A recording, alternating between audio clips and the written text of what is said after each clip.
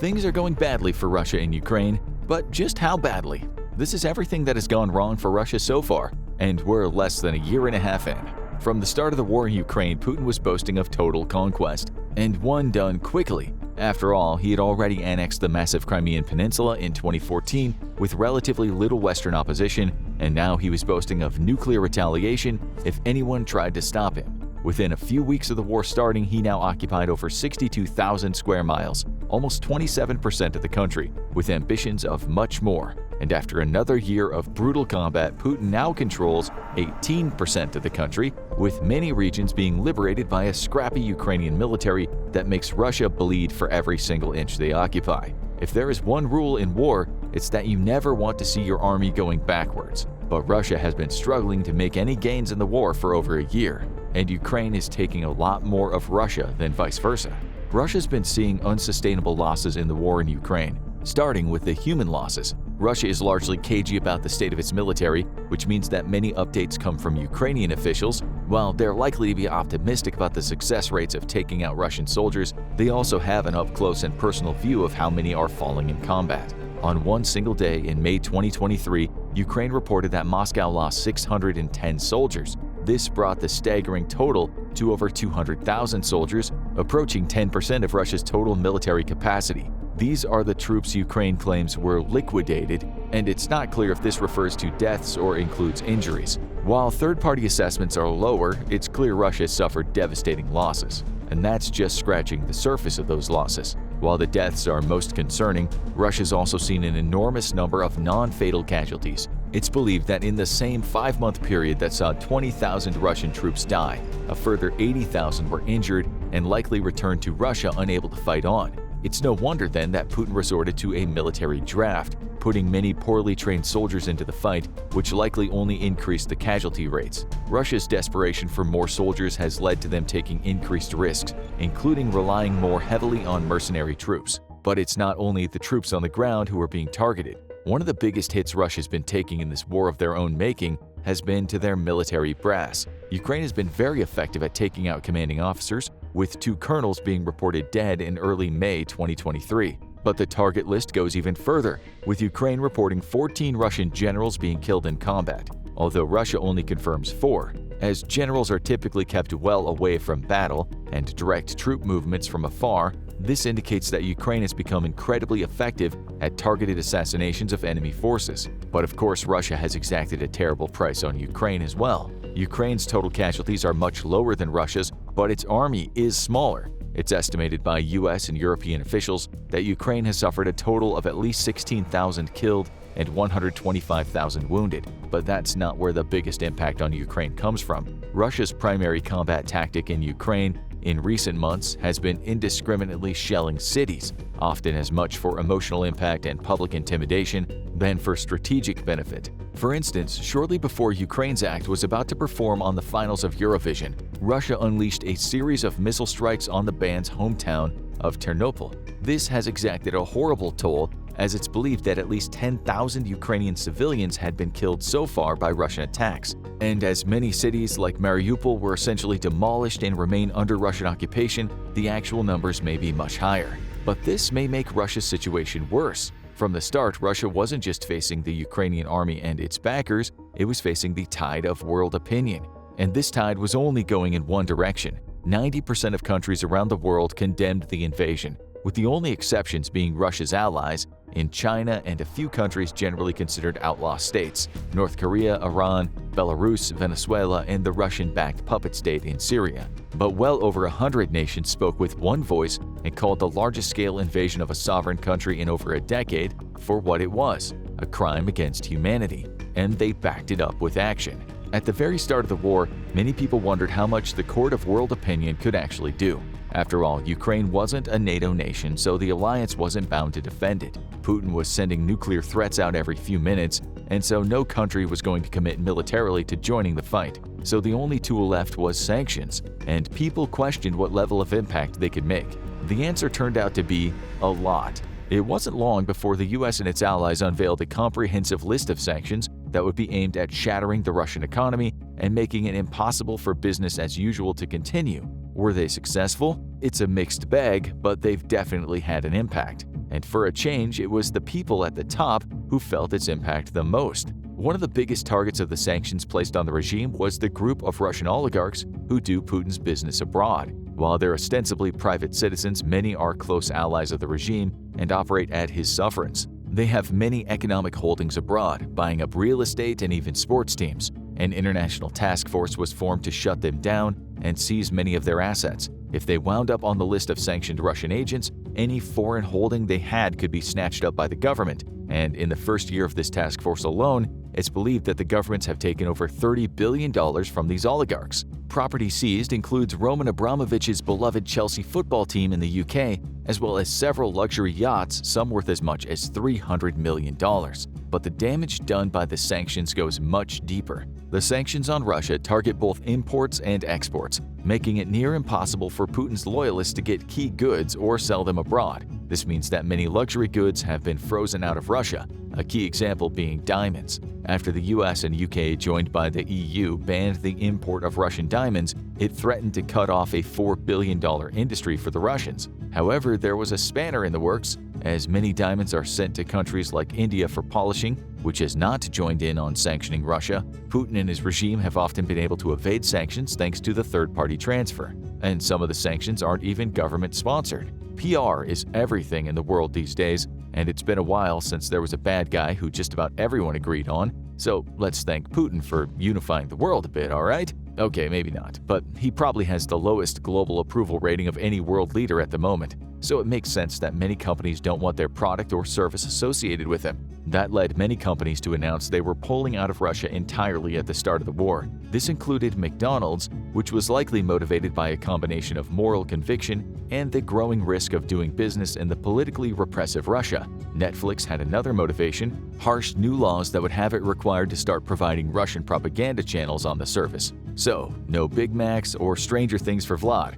But is this having an overall impact? The sanctions are hitting Russia hard, and one of the most important impacts of these sanctions is not as obvious as many think. Russia has largely been cut off from parts of the global financial sector. This includes the European Union, US, Canada, and UK, all freezing assets of the Russian central bank in their country. The US went further, going after all major Russian banks and banning Russian firms from taking out loans. The biggest impact, though, may be the removal of Russia from the financial messaging system SWIFT, which is used for handling international payments. This has made it much more difficult for Russia to effectively sell and receive payment for the few industries that weren't under sanctions. And that includes one key industry. At the start of the war, Russia thought it had one trump card: its massive oil and gas industry. The world governments opposing it had no problem cutting Russia off of every other industry, but to cut Russia out of energy would be cutting off their own nose to spite their face. Many countries in Europe had Russia as their main fossil fuel supplier for years, including Lithuania and Finland, which both got more than 80% of their oil imports from Russia. Even Germany got a full 30%, while the largest overall importer of Russian oil and gas is China, which had no interest in sanctioning Russia. Russia still stood to lose a lot if Europe cut it off, but it still had a lot to gain, assuming that if it withheld its own energy from Europe, these countries might be forced to lift sanctions in order to alleviate a very cold European winter. But Mother Nature had other plans for that. Winter in Europe can be brutally cold, and many analysts were predicting harsh measures to overcome the lack of Russian oil if Russia was cut off. People even talked about the return of lockdown-like measures,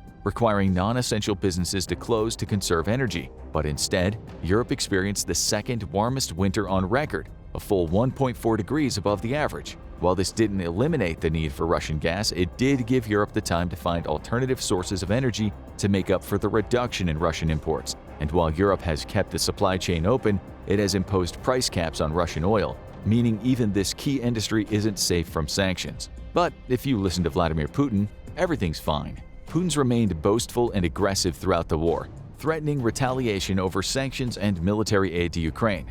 When international companies picked up stakes and left, Russia seized the facilities they left behind and replaced them with Russian-owned ripoffs. McDimitri's, anyone? We hear they have a combo meal for the big Tavarish. A big part of this is about making the Russian people feel like they're in a strong position, even if they're not. After all, Russian media is heavily controlled by the government, and opposition views are cracked down on with extreme prejudice. But even this level of control can't last forever. At the start of the war, Russia was strongly in favor of the invasion.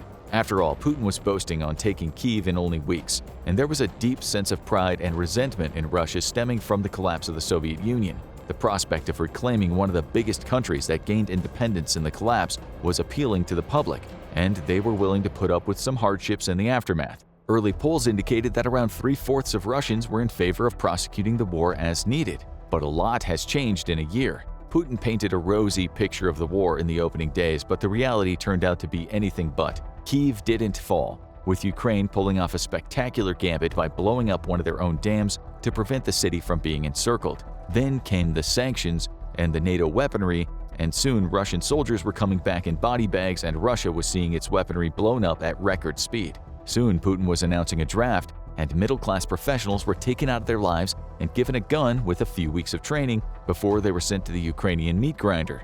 And you can't keep that level of rage under control forever. Protests in Russia are usually fairly rare because the government is always watching. If protests start small, the ringleaders are quickly arrested, put on trial and given a harsh sentence to deter larger groups. But that didn't work in 2022. Protests started soon after the invasion with an estimate of almost 15,000 arrests in the first few weeks of the war. Things died down after that, as the combination of the high risk of protests and the intense Russian propaganda caused the anti-war activists to quiet down.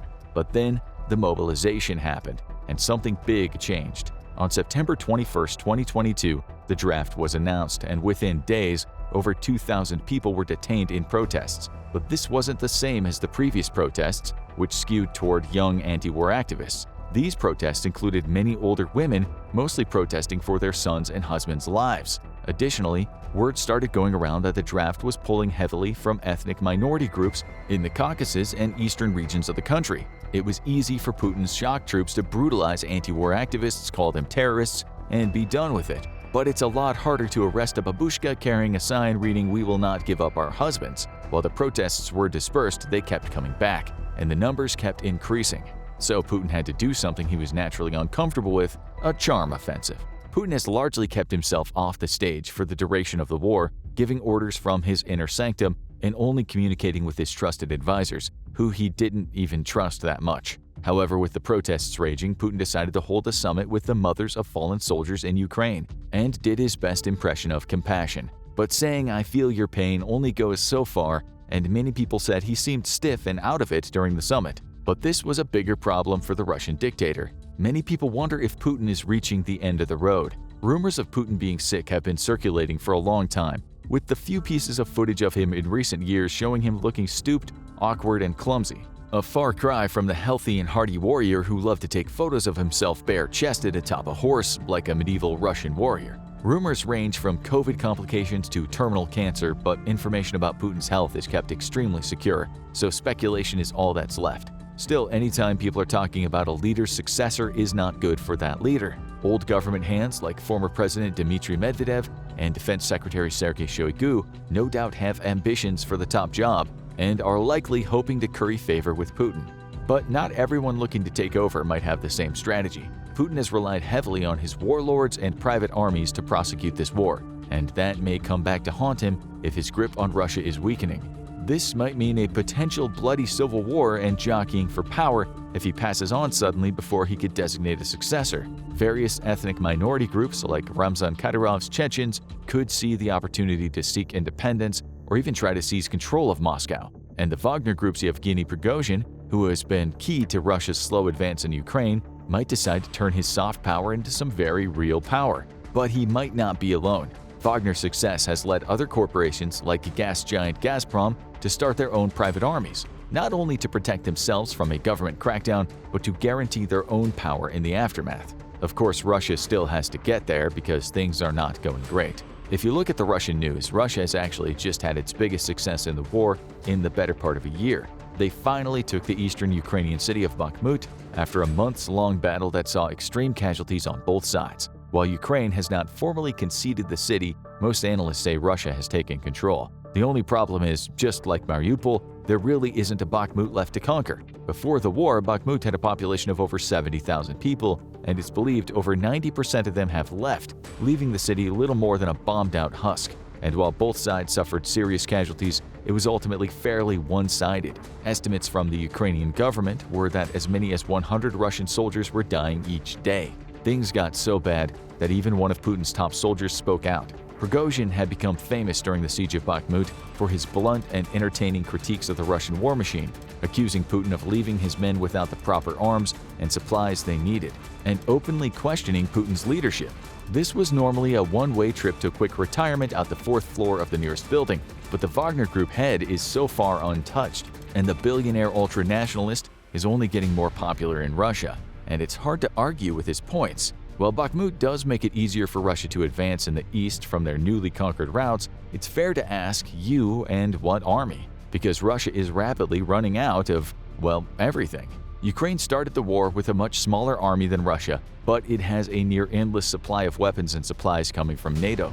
Russia, on the other hand, is down to a few suppliers. While Iran and North Korea have happily supplied Russia with drones and other weapons, neither country has a boundless military capacity or budget. That means that Russia is pinning its hopes on a country with the second largest military budget in the world, China. And while Xi Jinping was initially very enthusiastic about the war, China has since backed off, instead talking about mediating the conflict. While Ukraine has no interest in a compromise, it isn't what Russia wants to hear either. They need weapons and fast, and China isn't being forthcoming. But getting them from China might be a double-edged sword. While China's posture toward the West makes supporting Russia convenient, they don't want to be seen as backing a loser, so the refusal to provide Russia with lethal aid keeps the war from descending into a full proxy war until China determines it's to its advantage. But China has been providing Russia with supplies to keep its troops protected. The question is, what is China getting in return? China is known for giving out loans and gifts to other countries, building factories or bases there, and then calling in their loans. This means that not only might Russia end the war with a shattered economy and a military, but they might be in debt to a rapidly growing country that would look to turn it into a vassal state. But despite this, analysts don't really see any way out. Russia has a dog-eat-dog system of government, with weakness usually being seen as an opportunity for the next to jump the line. After all, the infamous Nikita Khrushchev, known for terrorizing the US on the world stage, saw his career ended not by death or retirement, but by a coup from within the Communist Party because he was seen as too moderate. When the war in Ukraine began, Putin no doubt saw it as a capper on his legacy, avenging the loss of the Soviet Union, placing Ukraine back under Russian control with a puppet government, and sending the message to the rest of the world that Russia was still a great power to be feared. The reality has sent a very different message. It's hard to sum up just how much has gone wrong for Russia in the last year, besides saying everything. Russia's found itself with only a few allies, stripped of its prestige in the international sphere, and exposed militarily. While Russia keeps its actual statistics close to its chest, it's clear that it might take the country decades to recover its military capacity after the war. Russia's lost over 70 planes in Ukraine, more than 2,000 tanks from its mainly Cold War arsenal, and dozens of ships, including their flagship Moskva, a massive guided missile cruiser considered one of Russia's most famous ships. This was not only a major military loss, but a massive propaganda win for Ukraine. Making things worse, there may be no off-ramp. It's unlikely that Putin will ever back down from this war, since he knows his career and possibly his life is dependent on victory. And since Russia is essentially a one-party state, with only the communists allowed to pose token opposition, he can't be voted out of office by disgruntled people. The biggest threat to him is his own mortality, or a coup from within, which might lead to the rise of someone who's even more of a hardliner and likely to escalate the war as Russia's military finds itself even more in dire straits. And if the war does come to an end, things might not get any rosier for Russia. While some left-wing world leaders like the governments of Brazil and South Africa have called for diplomacy, this is likely only to happen when one side is forced to the negotiating table. Even if Russia withdraws, that doesn't mean the sanctions will go away. That will likely be a part of the negotiating package and would require Russia to withdraw from all territory and pay reparations to rebuild Ukraine. This is probably unlikely. Most Russian leaders wouldn't be willing to take that black eye. Additionally, Ukrainian President Zelensky has been firm on the fact that all territory means all territory, including the Crimean Peninsula taken from Ukraine in 2014 and currently facing a potential counterinsurgency. So Russia might be between a rock and a hard place. Do they plow forward, continuing to advance in Ukraine 1 acre and hundreds of soldiers at a time as their military supplies get lower and lower and sanctions pile up? Or do they try to negotiate their way out of a humiliating loss and hope the winning coalition shows mercy? No matter the outcome, it is a far cry from Kyiv by April. Want to know more about how things are going for Russia in Ukraine? Check out how Putin actually thought the war in Ukraine would end, or watch World War III: Most Likely Things That Will Cause It for a look at some worst-case scenarios.